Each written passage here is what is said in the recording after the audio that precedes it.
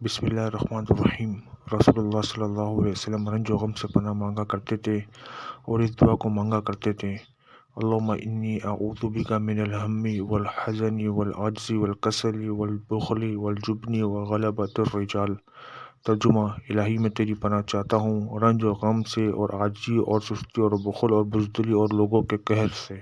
ہر رنج و غم، مصیبت و پریشانی اور دکھ بیماری کے وقت کثرت سے استغفار مانگا کرے۔ استغفر اللہ ربی من کل ذنب و اتوب الیہ۔ ترجمہ: اے اللہ، میں تجھ سے ہر گناہ کی مغفرت چاہتا ہوں اور توبہ کرتا ہوں۔ حدیث شریف میں آیا ہے: جو شخص کثرت سے اور پابندی کے ساتھ استغفار کرتا رہے گا، اللہ تعالیٰ اس کو ہر تنگی مصیبت سے رہائی اور ہر غم سے کشادگی نصیب فرمائے گے، اور جہاں سے اس کا گمان بھی نہ ہوگا وہاں سے اس کو روزی عطا فرمائے گے۔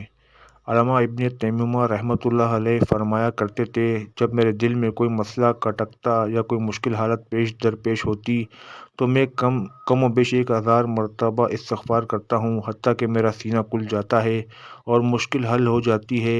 میں استغفار کرنے کی حالت میں چاہے بازار میں ہوں یا مسجد میں یا مدرسے میں، مگر مجھے ذکر اور استغفار سے کوئی چیز مانے نہیں ہوتی، حتیٰ کہ میں اپنا مقصود پا لیتا ہوں۔